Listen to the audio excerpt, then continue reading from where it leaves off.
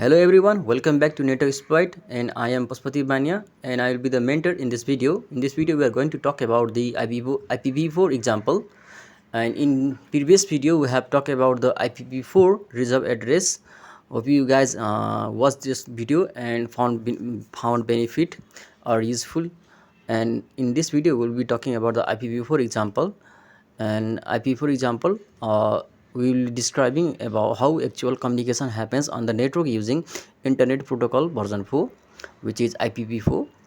And we also talk about the packet flow in the network, and there will be different kind of steps that are required while transferring the packet from network to network. Packet flow in the network, as all we know that all hosts in the IPv4 environment are assigned unique logical IPv4 address. When a host wants to send some data to another host on a network, it needs the physical MAC address, media access control, of the destination host. To get the MAC address, the host and broadcast ARP, which is address resolution protocol message, and asks to give the MAC address whoever is the owner of the destination IP. All the hosts on the segment receive the ARP packet, but only the host having its IP matching with the one in the ARP message replies with the MAC address. Once the sender receives the MAC address of the receiving stations, data sent to the physical media.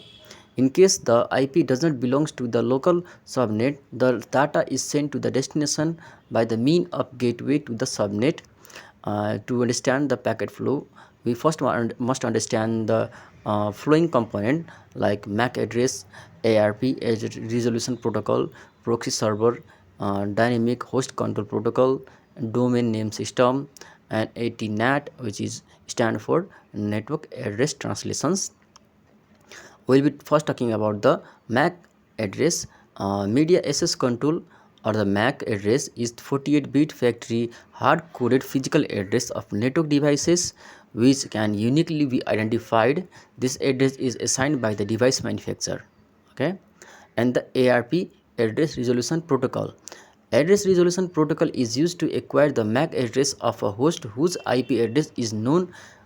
An ARP is broadcast packet with a received by all the hosts in the network segment, but the host whose IP is mentioned in ARP respond to it providing its MAC address. And the next one is proxy server. Proxy server, to access the internet, network use a proxy server which has a public IP assigned, internet protocol assigned. All the PC request to proxy server for a server on the internet. The proxy server on behalf of the PCs send the request to the server, and which it receive a response from the server. The proxy server forward is the client PC. This is the way to control internet access in the computer network, and it helps to implement web-based policies. And DHCP, which also stands for Dynamic Host Control Protocol, or DHCP, is a services by which a host is assigned IP address from a predefined address pool. And DHCP server also provide necessary information such as gateway IP, DNS server address, lease assigned with IP, and etc.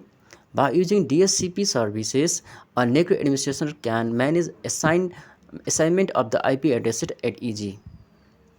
And next one is domain name system, DNS. It is very likely that a user do not know the IP address of a remote server he want to connect to, but he knows the name assigned to it. As we take the example of youtube.com. When the user type the name of the remote server he want to connect, the local server behind the screen said a DNS query.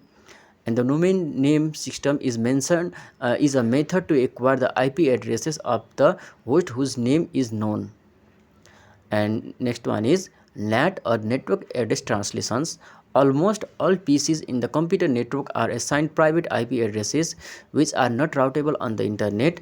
As soon as the router receives an IP packet with a private IP addresses, it drops it. In order to access servers on the public private addresses, computer network use an address translation services which is translated between the public and the private address, called NAT, or network address translations.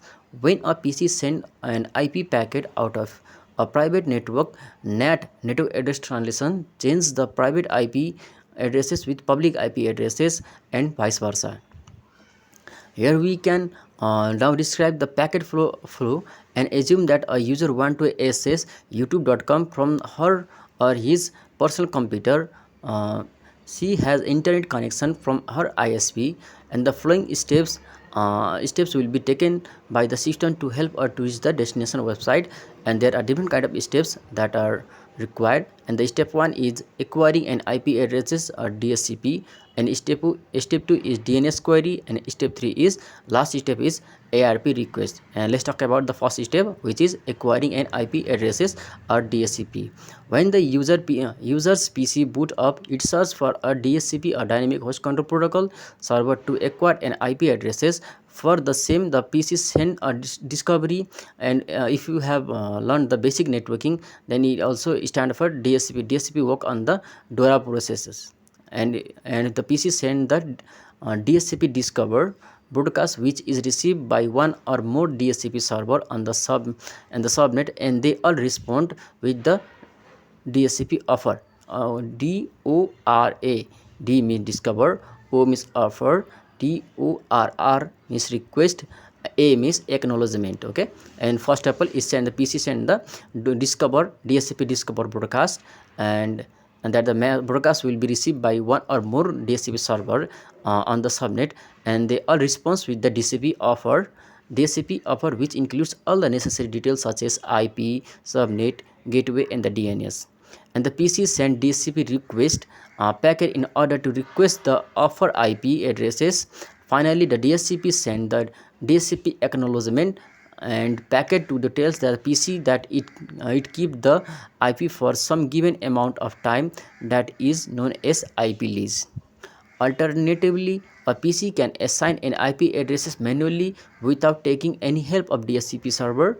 When a PC is well configured and IP address details, with the IP address details, it can communicate with other component or the other computer all over the IP enabled network. And the second step is DNS query. When a user opens a web browser and type youtube.com, which is a domain name, and the PC doesn't understand how to communicate with the server using the domain name, then the PC send a DNS query. DNS means domain name system. Okay, and send the query out of the network in order to obtain the IP addresses pertaining to the domain name. The pre-configured DNS server responds to the query with the IP addresses of the domain name specified. And the step 3, which is the last step, is ARP, means address resolution protocol request. The PC find the destination IP addresses does not belongs to its own IP ranges, and it has to forward the request to the gateway, and the gateway is this scenario can be a router or a proxy server.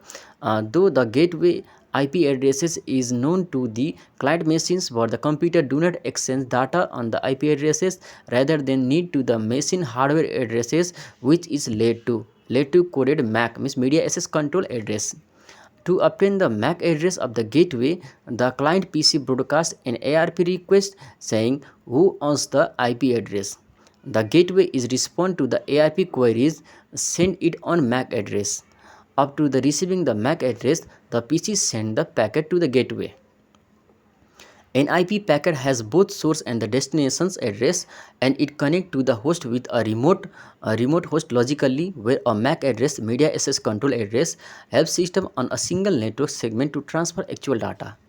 It is important that the source and the destination MAC address change as they travel across the internet segment by segment, but the source and the destination IP address never change. Hope you guys understand the packet flow in the network, how the packet flow in the network, and the terminology like MAC address, ARP address resolution protocol, and the proxy server, and DHCP dynamic host control protocol, domain name system, and the network address translation, and the process how the system reach the destination website. I hope you guys have understand each and every step clearly. If you have guys any doubt on the query related to the packet flow in the network, feel free to reach me on the social media, or feel free to comment in the comment section of the YouTube channel, so we can communicate with other and solve the queries that arises while watching this video. In the next video guys, we'll be summarizing the IPv4, and next video will be the last video of this lecture, IPv4 tutorial. So guys, see you in the next video. Till have a good time. Bye bye.